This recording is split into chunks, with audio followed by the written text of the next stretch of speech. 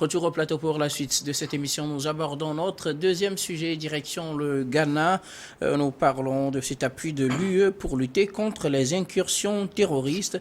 L'Union européenne vient en aide au Ghana pour lutter contre le terrorisme et pour aider le pays à faire face aux incursions terroristes qui se font de plus en plus récurrentes dans le pays et dans les pays côtiers de l'Afrique de l'Ouest. 105 véhicules blindés ont été remis au Ghana le samedi 28 octobre 2023. La remise de ces moyens roulants au président ghanéen Nana Akufo-Addo a été faite par le haut représentant de l'Union européenne pour les affaires étrangères et la politique de sécurité, Joseph Borrell, en visite de travail au Ghana.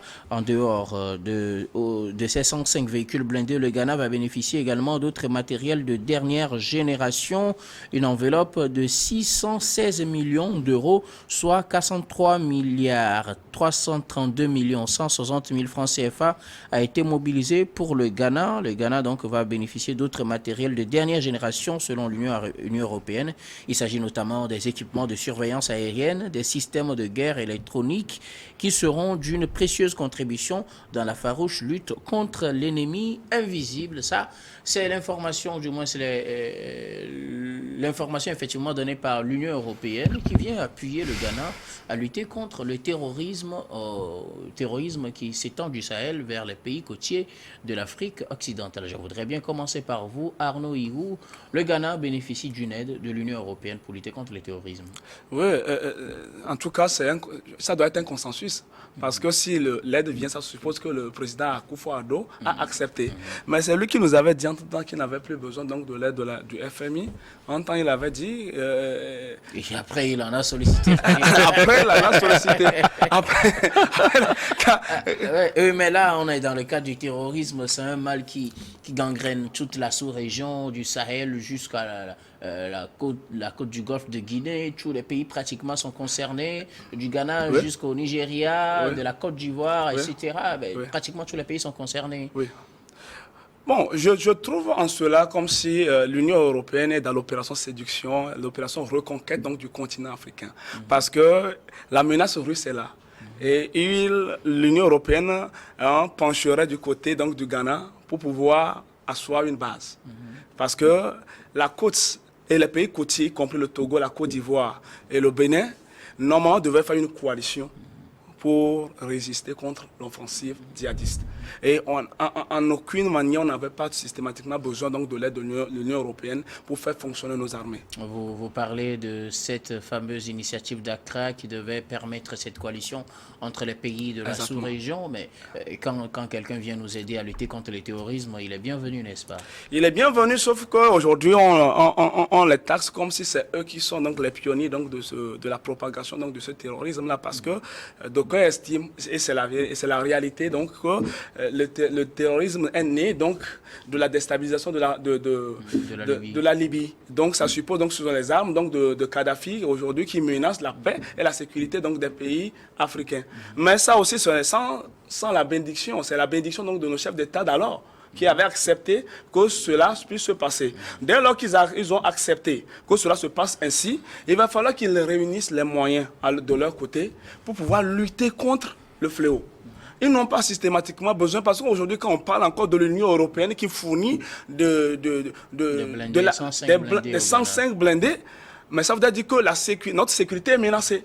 Ça veut dire que nous n'avions pas réellement les moyens. La trésorerie de l'État, disons, je ne suis pas dans le secret des dieux, mais en tout cas pour le peu que j'en connais, ça veut dire que donc, le trésor public ghanéen a des soucis pour pouvoir donc s'octroyer donc de l'arsenal militaire pour lutter contre le djihadisme. Alors qu'est-ce qui vous pose problème? C'est le fait que le Ghana ait acquis ce matériel qui pose problème, ou bien c'est le fait que c'est l'Union européenne qui donne qui pose problème? Où est le problème réellement? Le problème, c'est que... Le matériel ou le donateur? Le donateur. Le donateur... Pourquoi le donateur pose problème? Le donateur européen, aujourd'hui, me pose problème. Pourquoi? Parce que si on me parlait de l'Union africaine, je comprendrais. Et je dirais que, OK, les nôtres ont évolué. Ils ont compris qu'aujourd'hui, on n'a plus besoin de ça. À défaut d'avoir une aide de l'Union africaine qui pratiquement ne vient pas en aide aux pays dans ce genre de combat avec du matériel roulant comme on le voit en Union européenne, comme le fait l'Union européenne. On prend pour l'Union européenne en attendant. On prend pour l'Union européenne parce que c'est eux qui nous ont asphyxiés et remis à ce niveau aujourd'hui et ne permettant pas justement à l'Union africaine de pouvoir s'affirmer réellement, concrètement. Donc aujourd'hui, je ne voudrais pas dire que c'est la faute à l'Union européenne. Elle est dans sa position la meilleure et je la salue. Comme ça. En tout cas. Voilà, elle la salue comme ça. Maintenant, à nos chefs d'État africains, je leur dis, il va falloir qu'ils prennent leurs responsabilités, qu'ils se retrouvent et qu'ils trouvent les moyens et mettre à contribution leur peuple. S'il faut donner ne serait-ce que quelques petits billets, ou quelques pièces, même au dernier Togolais ou au dernier Africain, nous allons le faire pour lutter contre le terrorisme. On a besoin, c'est vrai, qu'on ne peut pas refuser les partenariats. Nous sommes aujourd'hui dans une époque où il faut diversifier les partenariats et sans rejeter l'Union européenne. Nous allons faire avec l'Union européenne, mais l'Union européenne ne va pas contrôler notre sécurité. C'est à nous d'assumer notre responsabilité, pour permettre à nos populations de vivre dans une certaine forme de paix. Maintenant, si nous attendons que c'est les blindés ou l'arsenal militaire ou l'arsenal juridique dans tous les domaines et que ça vienne encore de l'Europe avant que l'on puisse décider donc de notre paix ici, ça pose un réel problème. Là, je dirais que les peuples africains, nos chefs du gouvernement et tous les acteurs politiques, en tout cas ceux qui décident donc de l'avenir de nos nations, se retrouvent autour d'une table et mettre à contribution les peuples. S'il faut contribuer, nous allons contribuer pour assumer notre propre responsabilité et notre propre sécurité. Mais pour l'Union européenne, pour l'Union européenne, je dis non avec véhémence. En tout cas, on reviendra tout à l'heure pour un aspect que vous venez d'évoquer. Nous allons l'aborder tout à l'heure. Gabin Adjaro, le Ghana bénéficie d'un support de taille de l'Union européenne pour lutter contre le terrorisme. 105 blindés qui ont été offerts au Ghana ce samedi. Une enveloppe financière est annoncée également avec d'autres matériels pour permettre à ce pays de lutter efficacement contre le terrorisme. Vous voyez ces véhicules à l'écran, c'est du matériel roulant de haut niveau et flambant neuf également. Est-ce qu'il quand même, faut pas se féliciter de ça au moins? Bon, se féliciter, je dirais que c'est un peu trop. C'est trop dire, puisqu'on ne l'a pas acheté avec notre argent. C'est une aide. Un mendiant, vous savez, un mendiant ne peut jamais être riche. Moi, je suis peiné pour le Ghana aujourd'hui parce que ce pays-là a été cité en exemple. Mais aujourd'hui, vous voyez le gouffre dans lequel Nana Akufo-Addo a conduit ce pays. Un pays qui est en mal financièrement. Et aujourd'hui, l'Union européenne avait vu tous les problèmes économiques du Ghana.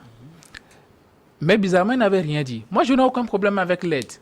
Parce que le Ghana est en partenariat avec l'Union européenne, c'est tout à fait normal que, bon, on leur apporte de l'aide de temps en temps, si tant est que c'est important. Mais je me demande, est-ce que c'est l'urgence actuelle au Ghana? L'urgence actuelle, c'est que le Ghana a besoin de sous. Le Ghana a besoin que son économie se propulse.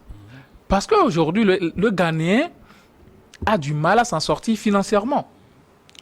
Le Ghana n'a plus de liquidité, ils sont obligés d'acheter de se procurer de l'essence avec des lingots d'or. Ben, il y a réellement un problème. Le qui est pratiquement dévalué à plusieurs reprises et qui a vraiment chuté aussi. Voilà, et on me dit qu'Akufo-Addo, c'est un économiste, non? C'est ce qu'on m'a dit. Ou bien, c'est un économiste, à ce que je sache, à moins que je me trompe. Mais imaginez si Rawlings était là, en vie, et voyait ce genre de choses. Il allait piquer une crise. Parce que ce n'est pas sur cette voie-là qu'il a voulu lancer son pays. Aujourd'hui, quand tu prends le Ghana, c'est la déliquescence à tous les niveaux. C'est comme si le pays n'est pas gouverné, en fait. Est-ce qu'on ne pourrait pas remettre tout ça là aussi dans le dos des problèmes généraux qu'on connaît, crise en Ukraine, crise sanitaire, Covid-19, je suis sûr des niveaux de vie de façon générale dans le monde. Je suis sûr et certain que même l'Ukraine et la Russie qui connaissent ces problèmes-là, ils ne sont pas véritablement touchés comme ça. Tous les pays ont des problèmes en Afrique ici. Quand tu prends le Burkina, ils ont des problèmes sécuritaires. mais ils ne sont pas véritablement touchés au niveau économique comme le Ghana aujourd'hui. Le Ghana, dans la sous-région, c'est carrément au niveau du Niger et autres là. Le Ghana n'a plus rien comme ressources. Non, en réalité, disons les choses telles qu'elles sont. Parce que Akufo-Addo, il était venu, on a vu comment il a dirigé le pays, ainsi de suite, avec ses acolytes francophones et autres là. Aujourd'hui, qui a suscité la confiance des Ghanéens. Je ne suis pas sûr que les Ghanéens l'ont voté parce que ce qui s'est passé aux élections là, il n'y a jamais eu de contestation de cette envergure au Ghana, mais sous lui, il y a eu ce genre de contestation jusqu'aujourd'hui. Il y a certains Ghanéens qui n'arrivent pas à reconnaître Akufo-Addo comme leur président de la République. Il y a véritablement un problème. Maintenant, concernant l'aide, on parle de la propagande terroriste dans la sous-région des pays côtiers et autres, mais je ne pense pas que le Ghana soit menacé au niveau du terrorisme. Ce que l'Union européenne est en train de faire, c'est un positionnement stratégique. Parce que vous savez que dans la région de Takoradi, la fois dernière, ils ont arrêté 5 personnes parce qu'ils ont organisé une manifestation pour soutenir ou bien appeler de l'aide à la Russie. Donc, c'est comment on appelle ça? C'est un positionnement stratégique tel que je l'ai dit, pour se faire entendre, pour dire au peuple ghanéen que vous n'avez pas besoin de la Russie, nous sommes là. L'Union européenne est là pour vous accompagner. C'est tout le problème aujourd'hui. C'est pas pour nos beaux yeux, il faudrait qu'on comprenne cela. C'est pas pour nos beaux yeux que les Européens vont venir ici, non, on veut vous apporter de l'aide et autres. Si on prête le flanc, ils vont non seulement nous déstabiliser, mais aussi continuer à nous piller. Parce que quand quelqu'un t'apporte de l'aide, il se projette vers l'avant. Il se dit, tu en as besoin. Pour toi, il t'aide. Mais en réalité, il se prépare à se faire justifier cette aide-là qu'il t'a apportée. Parce qu'aujourd'hui, si le Ghana, qui n'a pas réellement de problème de terrorisme, le Ghana n'a pas de problème sécuritaire. Le Ghana aussi subit la même menace, même s'il n'y a pas d'incursion, il n'y a pas d'attaque sur le sol ghanéen. Pourquoi? Le Ghana n'est pas épargné parce que comme ça arrive aux autres, ça pourrait arriver aussi au Ghana. Pourquoi ne pas aller lutter contre le terrorisme dans les pays côtiers là et qui pourraient, par exemple, attaquer le Ghana?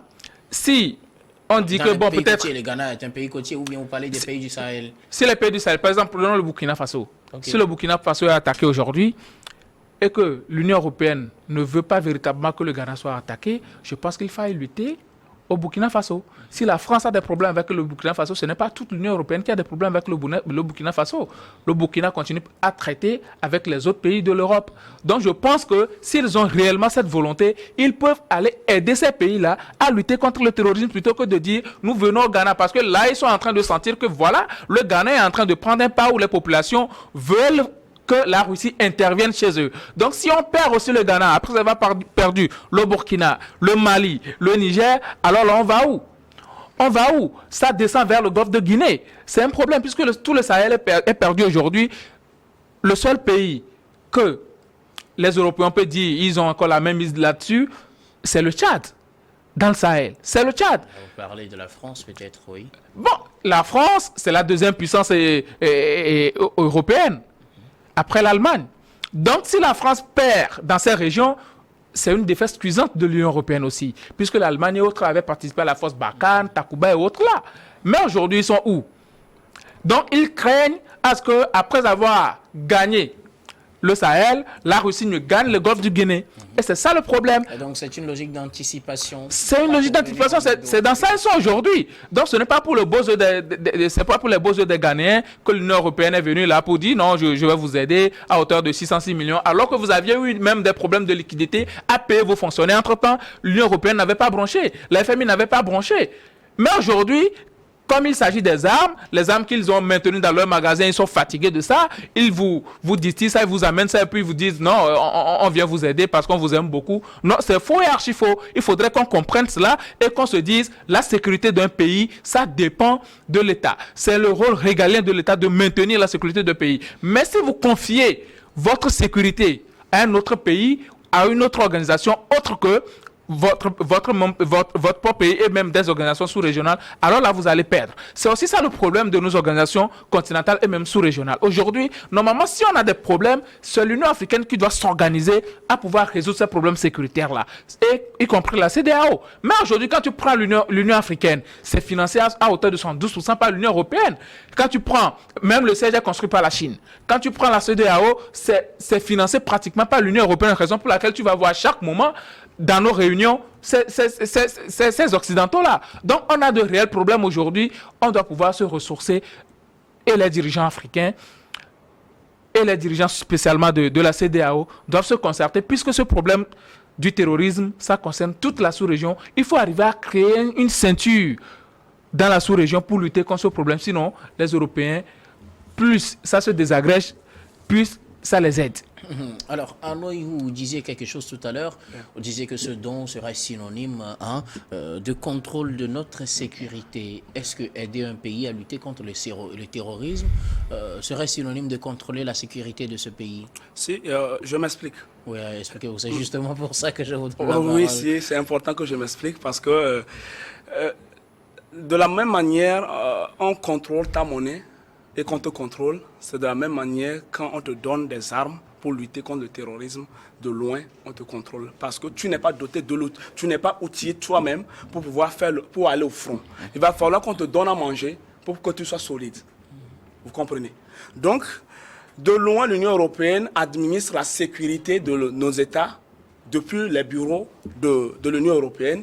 Ils administrent de très loin la sécurité de nos États. Et c'est là le danger. Parce que nous n'avons... C'est quoi, les véhicules? C'est ces véhicules-là ou bien...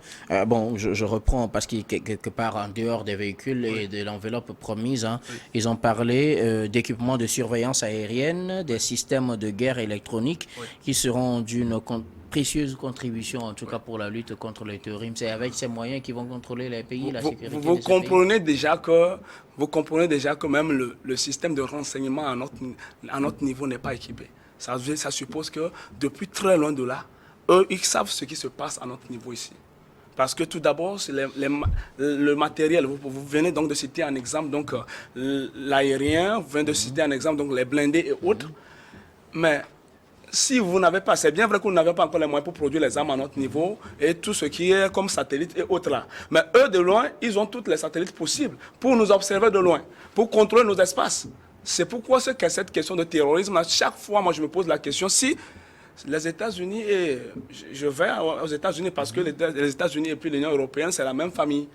Si jusqu'alors, ils n'ont pas encore trouvé la formule qu'il faut pour repérer donc les djihadistes, je me dis que je m'inscris en faux.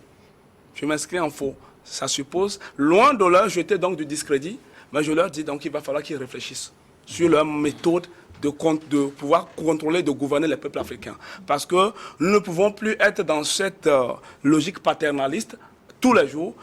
Il va falloir que nous-mêmes, nous puissions prendre nos responsabilités et que nous puissions décider. Je prends un exemple, ce que dit M. Joseph Borrell, qui dit donc que la propagation donc, du djihadisme ne doit plus être une crainte, mais une réalité. Mais qu'est-ce que cela signifie? Ça signifie donc que vous ne devez pas vous ne devez pas avoir peur de ce qui se passe et solliciter une quelconque aide donc, de la Russie et autres, mais vous devez faire avec le djihadisme. Parce que c'est une réalité. Ce qu'il veut dire, c'est que ce n'est plus juste un soupçon, ce n'est plus une crainte, ce n'est plus un truc de loin qu'on pourrait imaginer, mais on vit déjà avec, oui. On vit déjà, il nous oblige à accepter le cadeau empoisonné. C'est ce qui vous, toujours, cette affaire de blindé, c'est un cadeau empoisonné. Oui. Qu'est-ce que vous en dites, Gabin? Parce que vous semblez être apparemment dans la même logique. Pour vous, l'Union européenne n'avait pas aidé le Ghana à l'époque où le Ghana a besoin d'argent et maintenant on vient aider le Ghana pour lutter contre le terrorisme. Est-ce que plutôt on n'est pas dans une logique de prévention? Parce que, comme vous le dites, le Ghana n'est pas encore aussi touché que les autres pays, comme le Togo, le Bénin par exemple. Le Ghana n'est pas aussi touché que ça. Est-ce que ce n'est pas pour prévenir cela? Il ne faut pas attendre quand même que le Ghana aussi soit frappé par 2, 3, 4, 5 attaques terroristes avant de commencer par venir en aide. Est-ce que ce n'est pas plutôt dans une logique d'anticipation participation? Alors là, il faudrait aller dans tous les pays de l'Afrique de l'Ouest. Il faut venir au Togo, il faut aller au Bénin, il faut aller ensuite en Côte d'Ivoire et autres là pour pouvoir prévenir cela. Parce que quand on dit la prévention, aujourd'hui, c'est pas une épidémie, c'est pas une pandémie qu'on va prévenir. Le danger vient de quelque part. Et ils l'ont bien cité, les terroristes sont déjà dans d'autres pays, surtout les pays frontaliers au Ghana. Donc, ils craignent à ce que ces terroristes-là ne débarquent au Ghana. C'est tout le problème. Si vous ne voulez pas que ces terroristes-là débarquent au Ghana, allez les éliminer là où ils sont actuellement. Puisqu'ils ont tous les renseignements. Arnaud vient de dire quelque chose de très important tout à l'heure. Ceux-là, ils ont tout. Ils peuvent dénicher un terroriste, peu importe là où il se trouve. Pourquoi ils ne le font pas? C'est parce que ça leur sert. Si on n'a pas, je ne sais pas si... Est-ce que la question même du terrorisme, est-ce que nous faisons la bonne analyse? Est-il aussi simple que ça de dénicher un terroriste parce qu'il se confond à la population? Si on le soupçonne, ça ne donne pas toutes les preuves qu'il est effectivement terroriste, parce que quelqu'un peut avoir un comportement bizarre et ne pas être terroriste aussi, parce que si on détecte les gens qui marchent en groupe avec des motos, est-ce que forcément ils seront des terroristes? Est-ce que ce n'est pas ça qui fait qu'avec les moyens de vision de loin, par exemple, avec des satellites, on a du mal à avoir plus de précision? Parce que vous pouvez voir une colonne de personnes marcher ensemble, mais qui ne sont pas vraiment des terroristes. Vous savez, les terroristes, ce n'est pas écrit sur leur front que c'est des terroristes. Ce n'est pas des gens qui portent des treillis militaires pour qu'on sache qu'avec tel treillis, on pourrait les distinguer facilement. On a tout fait dans ce pays pour pouvoir retrouver Osama Ben Laden. Peu importe dans le trou où il se trouvait, ils ont tout fait pour le retrouver. Et même le président irakien qui avait été pendu, ils ont tout fait pour... Voilà, Saddam Hussein. Il a été retrouvé dans un caniveau quelque part. Mais ils l'ont trouvé quand même. Ça veut dire que, par les faits et gestes, nous sommes des civils. Mais ceux qui manient l'arme, ils savent comment diagnostiquer le comportement de quelqu'un qui est suspect. Ils savent le faire.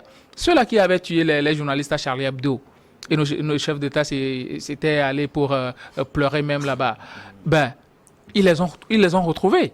Ils ont tout fait pour les trouver. Je pense que même si on n'arrive pas à retrouver la totalité, on peut quand même arriver à trouver le minimum.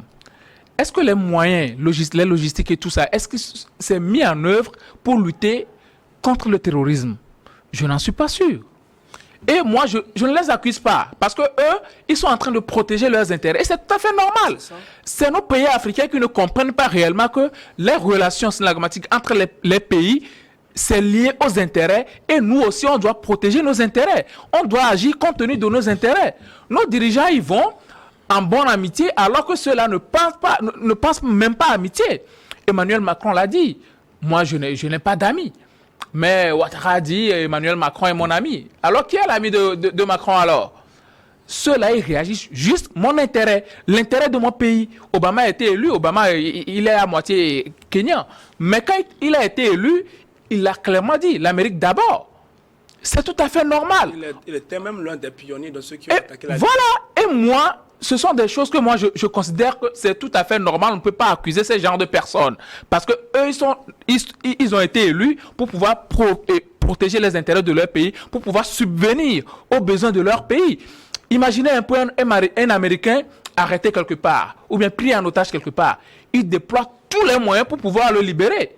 Mais imaginez un Africain lambda, un Ghanéen, un Ivoirien ou bien un Togolais arrêté quelque part. Nos chefs de l'État ne s'en émeuvent pas. La preuve, quand le problème au Niger s'est posé, la France a dépêché un avion pour venir chercher ses ressortissants, même les ressortissants européens. Mais nous, qu'est-ce qu'on a fait? Nos frères et sœurs sont toujours là-bas. Les Ivoiriens, les Togolais, les Burkinabés, ils sont tous là-bas. Mais on veut aller faire la guerre à ceux-là. Donc ça pose un problème de conscience au niveau de l'Afrique. Si réellement on pense intérêt, je ne suis pas sûr qu'il y a certaines choses dans lesquelles on va se lancer. Nos présidents doivent réellement penser que si un Européen agit d'une certaine manière, c'est parce qu'il va trouver un intérêt quelque part là-bas. Ce n'est pas pour les beaux yeux d'un Africain qu'un Américain ou bien un Français va venir débarquer. Bon, je veux vous aider. Ils ne nous aident pas. Ils nous tendent la main, mais en réalité, ils nous prennent tout ce que nous avons. Et c'est dans ce que nous sommes aujourd'hui. Je ne sais pas si nos présidents sont assez naïfs pour voir cela, mais nous, au moins, on le voit. Eux aussi le voient. S'ils le voient et qu'ils ne font rien, c'est qu'ils sont complices. Alors, que doivent-ils faire s'ils le voyaient? Que doivent-ils faire s'ils ne le voyaient pas? Et vu que vous le dites, que pensez-vous que le Ghana puisse faire aujourd'hui face à ce don de l'Union européenne? Ils ont l'aide. Refusé? Akufo-Addo a déjà accepté l'aide. Le contrat est déjà conclu avant que l'aide ne vienne. Ouais. Et je ne pense pas qu'il soit dans cette logique-là. Ce que le Ghana doit faire aujourd'hui, c'est de conduire Akufo-Addo tranquillement dans son dernier mandat et qu'il quitte, que les Ghanéens puissent élire celui-là qui va valablement les représenter. Sinon, pour Akufo-Addo, c'est déjà mort. Quand il était venu au pouvoir, depuis son premier mandat, on l'a vu dans les crises qu'il a eu à résoudre et autres, comment il a mis les pieds dans les plats. Ça n'a rassuré personne. Si Alpha Condé est dans cette situation-là aujourd'hui, c'est parce que ceux-là l'ont soutenu. Et beaucoup de personnes disaient que dès qu'il est venu, il a commencé par s'acoquiner avec les Français. C'est sûr qu'il ne va rien faire de bon. Et aujourd'hui, ça nous donne raison. Son papa avait mis le Ghana à genoux. Aujourd'hui, c'est lui qui mêle les pédales un peu partout. Je suis sûr que c'est le président que les Ghanéens vont regretter le plus la gestion. En tout cas, c'est votre point de vue sur la gestion de Nana Akufo-Addo. Rappelons que Nana Akufo-Addo a aussi une forte base de Ghanéens qui le soutiennent, qui peut-être, comme on le voit souvent dans les pays africains, on ne sait jamais, qui peut-être rêve qu'il fasse un troisième mandat, qui dirait non. Alors, Arnaud Igougan, que doit-on faire aujourd'hui? Si tant est que ce que vous dites est vrai, que devrait faire le Ghana? Refuser cette aide-là, rester les bras croisés ou bien utiliser ces moyens de bord face au terrorisme et peut-être se laisser frapper? Non, mais tout d'abord, l'aspect donc du don. C'est nous qui le voyons comme si c'était un don parce que le positionnement stratégique dans l'Union européenne, donc aujourd'hui à Accra, supposerait donc que je te donne et je reprends quelque chose de chez toi. Ce n'est pas un don aussi libre comme ça, comme une libéralité, non. C'est quelque chose qui a une contrepartie après. Voilà. Donc, prenons-le comme ça. Que ce n'est pas un don en fait, mais sans moyen, c'est en contrepartie d'un service donné. Et c'est toujours comme ça avec tous les autres pays d'ailleurs, pas seulement avec l'Union européenne. C'est pas comme ça avec les autres pays aussi. Non, ah bon? Je refuse. Pour le cas européen, ça nous titille parce que ils nous ont mis vraiment dans un pétrin aujourd'hui. Je ne dirais pas en complicité avec nos dirigeants, mais ça semblerait quelque chose comme ça. Je réveille leur esprit pour qu'eux aussi comprennent que pour que les gens n'aient pas une idée noire des chefs d'État, il faut que nos chefs d'État puissent prendre de la hauteur vis-à-vis donc des Européens et puis décider d'eux-mêmes. Ils n'ont plus besoin de quelque chose de téléguidé. Comme on peut se le dire, je vais parachever. Le Ghana a été cité comme un exemple de la démocratie, un modèle. Mais pourquoi aujourd'hui nous en sommes là aujourd'hui? Parce que il y a un président qui est venu, qui a commencé tambour battant. Et après tout s'est confondu avec les pères de la CEDEAO. Le problème a commencé là. Dès lors que Nana Akufo-Addo a commencé par se prononcer des questions de toilettage dans les nations africaines. Entre-temps, il était président en exercice de la CEDEAO, il devait faire avec les autres. Il devait faire, il est venu, n'oublions pas qu'il est venu avec une idée qu'il porte. C'est-à-dire qu'il est venu avec une vision. La vision qu'elle porte, c'est la vision ghanéenne. Ça suppose qu'elle porte la vision de tout un peuple. Ce n'est pas sa vision. Il a présenté la vision au peuple ghanéen. Le peuple ghanéen a validé la vision. Donc, dès lors que le peuple ghanéen a donné son accord, il va falloir que lorsqu'il monte à la CEDEAO, à la tribune de la CEDEAO, il va falloir qu'il puisse donc porter avec brio cette vision et non se confondre avec les autres. Parce qu'il s'est mélangé les pédales et aujourd'hui, il est dans un problème très grave. En tout cas, merci beaucoup à vous. Le temps est contre nous. Il a mis le Ghana dans un problème. Je peux prendre 30 secondes 30 secondes rapidement. Vous savez, quoi qu'il en soit, que ce soit la Chine, que ce soit la Turquie, l'Inde et autres, ces pays-là, ils ne sont d'aucune aide pour l'Afrique. Vous savez, aujourd'hui, quand vous prenez tous les Africains, la plupart du temps, et même la Russie, ils viennent tous pour leur intérêt. Ce n'est pas pour nos beaux yeux. Le plus important, c'est d'arriver à construire des nations fortes. Évidemment. Et est-ce qu'on a des nations fortes aujourd'hui? La plupart des jeunes aujourd'hui, ils pensent à partir. Quand un jeune dans son propre pays n'arrive pas à trouver gain de cause, il ne trouve rien, il cherche à partir. Et nous sommes dans des nations bâclées. En tout cas, merci beaucoup à vous. Nous allons marquer la pause pour le journal, puis on vous retrouve juste après pour la suite de cette émission.